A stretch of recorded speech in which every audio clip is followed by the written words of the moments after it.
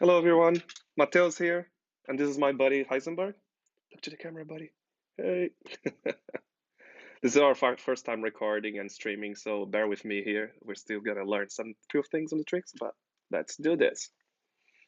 I'll bring Heisenberg back at the end. But yeah, today we're gonna go through a very quick stream and video, really. The idea is there's an upcoming stream on the 30th that is to play Pokemon Let's Go following Nuzlocke rules. So what I wanted to do in preparation for that is explain what are the rules I'll be following and what are the rules that I adapted and created with some friends to make this challenge even more interesting, really, for you guys. I'll go through all the 9 rules, and some of them are quite straightforward, some of them are more complex, so I will just take this chance to explain, really. So without no further ado, let's go through the 9 rules for this Nuzlocke challenge. Rule number 1, only the first Pokemon in each route and area can be caught by me. If two are spawned at the same time, I need to capture the closest ones to me. If he flees, I can capture the next one of the same species. So pretty much as it's quite straightforward anyway. The idea here is if I see, of course, in Let's Go, the rules are different. The game is different, right? So you'll see them spawning in the wild. So what we're trying to do here is if only one spawns, that's quite straightforward. I go for that one and I capture in that determined rule or zone. If two are spawned at the same time, I just need to catch the closest one to me, really. As simple as that.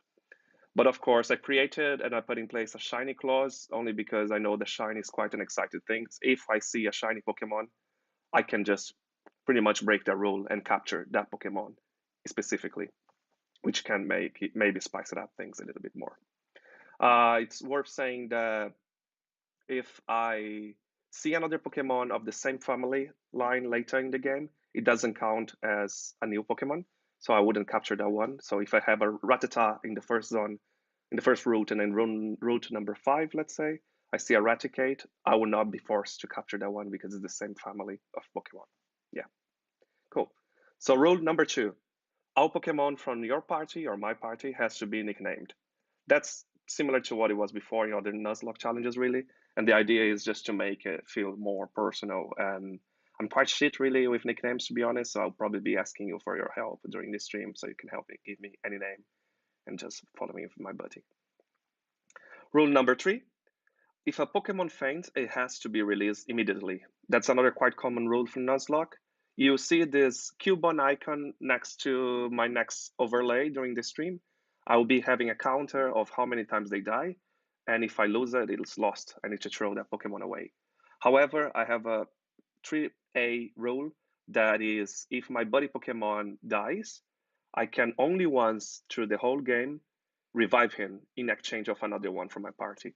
So it's a one-off rule that allows me to bring him back as I feel like it's quite an important Pokemon, really, and he's a little bit more powerful and can bring some balance later in the game.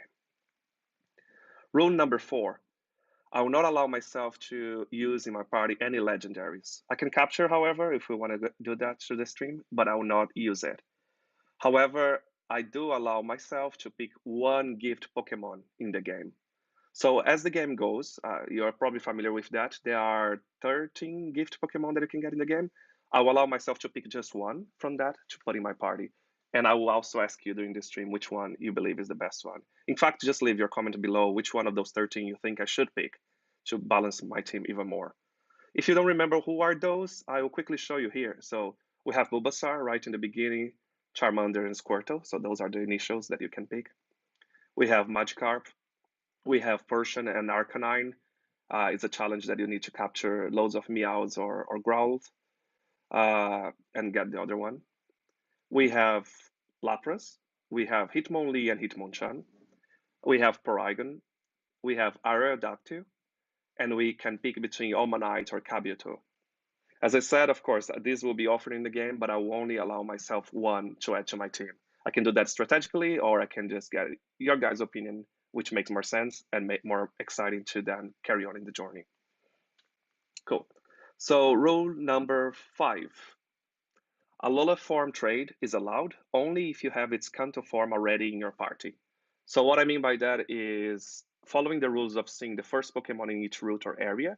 If, let's say, I capture Rattata or a Cubone maybe, and evolve that Cubone to a Marowak. later on you know that you can exchange to Alola Marowak in the game. Then I'm allowed to do that because Marowak was already part of my party.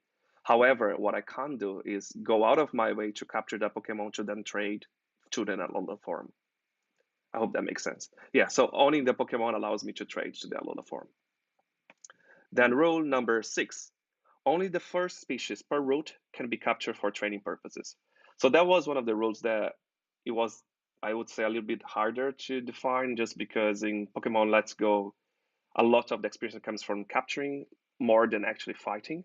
So what we came up here was if I'm in the first route and I capture a Rattata, in that particular route, I can only train with comboing Rattatas and doing combo streaks.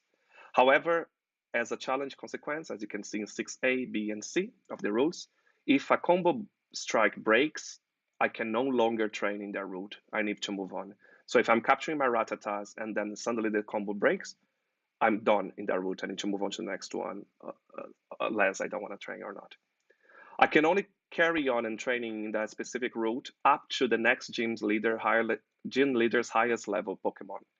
So let's say that I'm still in the first route and I'm about to fight Brock. I will only be allowed to stay in the route training my Pokemon without breaking the combo streak up to the gym's leader level. So to remind you about that, in the first gym we have Onyx, which is level 12. That's the maximum level I can do before that gym. For Misty, I'm talking about Starmie at level 19. Then we have Raichu level 26, Vileplume at level 34, Venomoth at level 44, Alakazam at level 44, Arcanine with Blaine at level 48, and finally Jovan and Rhydon at level 50. So that will be my maximum level I can have in the previous areas that I can practice before those gyms. So I can keep a good balance throughout. Finally, let's say that before Brock, I ended up breaking all the combo streaks in each zone, so I can no longer train, right? However, we have rule 6C that balances that a little bit more, that says that if I beat a gym leader, I give me the chance to bring back one previously lost training route. So I'll be able to say, I want to use again route 1, route 2, and use that area to be able to train again. But I only get that by beating each gym. So at the end of the game, I'll have 8 chances to bring routes that are lost to train back. Cool. Route number 7. We will play this game with battle style set. This is again is to bring more challenges, so it will not allow me to change a Pokemon in the last minute in between beating each of those enemy Pokemons.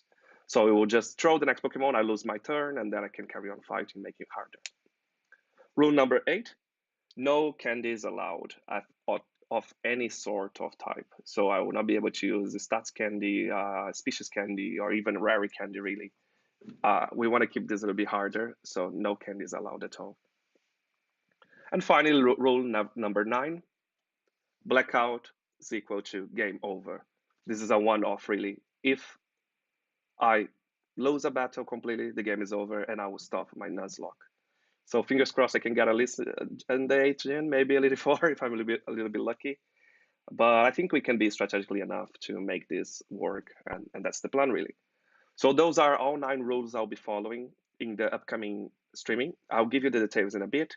I would just quickly would like to ask you to like this video, share, follow, subscribe, or do any types of things that each social media will allow you to do. But please help me here. It's my first time doing this. I would like to get some viewers and hopefully we'll have fun really. This is supposed to be fun. Let me get the dog again and show you goodbye. Come on, Izzy. We'll be together in the next video. And I'll be back home, so the setup will be a little better as well. But thanks for watching, and come watch me on the 30th. Yeah? See you later. You can see the event right there. So December 30th at 8 p.m. GMT, we're going to be streaming. This is probably a 3-parters type of game. Stream maybe 2 or 3, yeah. But keep watching, please. See you later. Thank you.